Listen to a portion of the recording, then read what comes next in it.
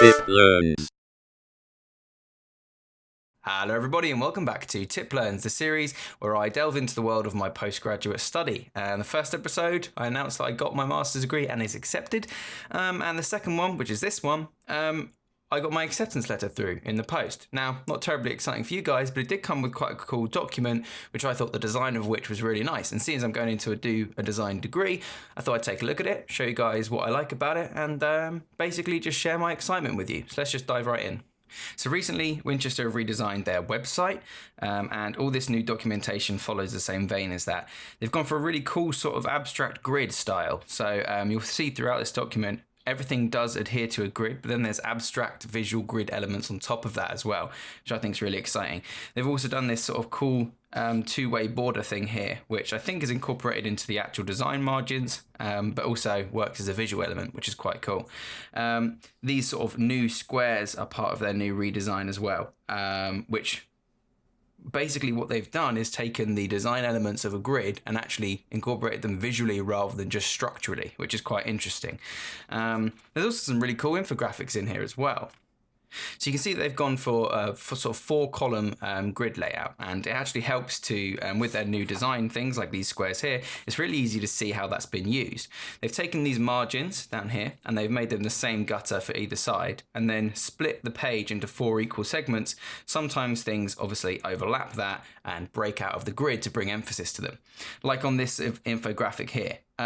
It's actually quite a clever and quite a cool technique for them in that it saves them money as well, but it still looks good, as they've gone for this sort of 4-tone color palette. There's white, black, dark gray, and light gray and yellow. So as far as the printers are concerned, that's 4 colors.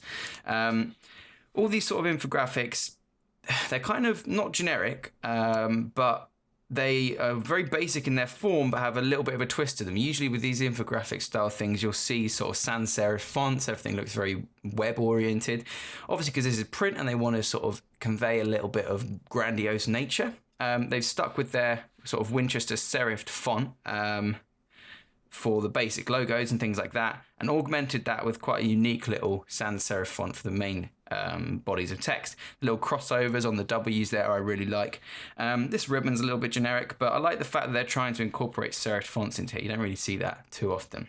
Again, the cross balance between the weighting of the bold statements and the rest of the text, it really does draw your eye. With it being the only color as well, it really helps that information pop. You can look at this page and you can say Winchester. This yellow dot is exactly where it's going to be. You know, best place to live in the UK, University of the Year, that sort of thing. This single accent color, I suppose you'd call it the primary color really, really helps to sort of accentuate all of the important stuff and really creates a nice flow, bringing you sort of down through the information. Might be a little bit hard to see on the video here, so I'll put some pictures over the top, but I really like the growing shadows they've done on this arrow as well. It lends a little bit of the flat design boringness that's become, you know, well known nowadays, and gives it a little bit of extra kick, as if these were physically objects. So it's more sort of material design. As the arrow grows over this second element here, the shadow actually gets further away. It's quite subtle and probably no one really notice it, but it adds another level of intricacy to the design. Again, with these sort of hashed elements as well, whilst they don't add anything sort of information wise, they do help bring balance to the page visually. Where this sort of further yellow box exceeds down the rest of the boxes on the page here, and this heavy black sort of dominates the rest of the page, this sort of hashed lighter grey helps to balance out the fact that there's a large area of black here and compensates for the bold yellow 7th box. So whilst you're still drawn inexplicably down the page, this stops it from feeling like it's weighted too much towards the bottom, which is really nice. Same thing goes here. Obviously, you've got a visually heavy element such as the image. So automatically, because you're finished here, the next thing you look at probably is going to be this lady reading the book. And then you work your way back down the page again. Here, there's some really good sort of rules of 3 or third or golden ratio sort of weighting in the composition of the page here. Roughly 2/3 to 1/3 of information and image, which works really well. I like that. And again, this sort of heavy black. I'm not sure if it's pure black or whether it's slightly lighter. Whatever it is, it works really well. And again, I love the simplicity and the elegance of the dark background with this lovely serifed font here.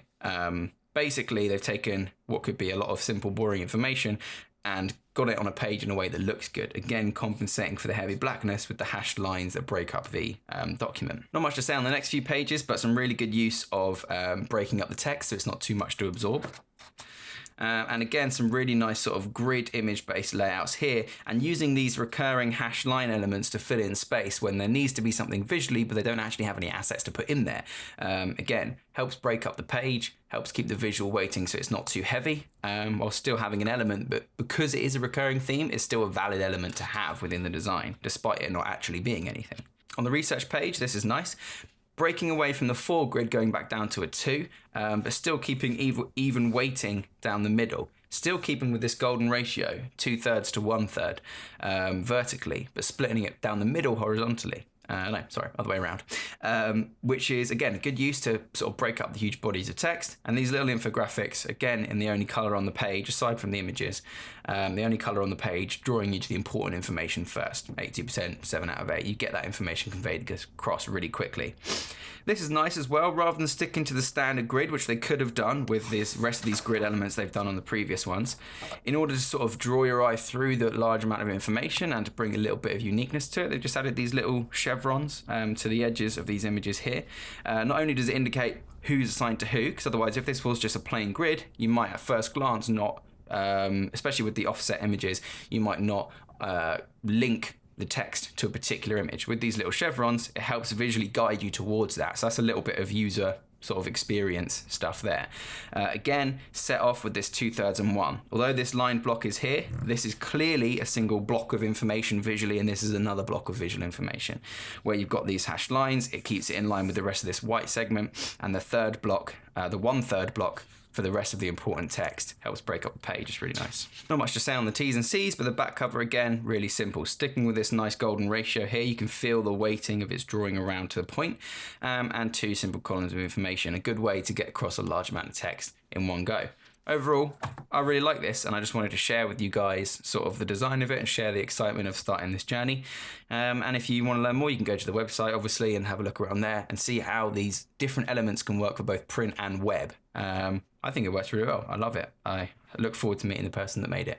Thank you very much for watching, everybody. I hope you enjoyed this video. If you did, let me know, and I'll do more stuff as it comes in for the masters. Otherwise, I'll see you all next time on TipLearns. Remember to subscribe for more tips, tricks, and tutorials. Thanks for watching.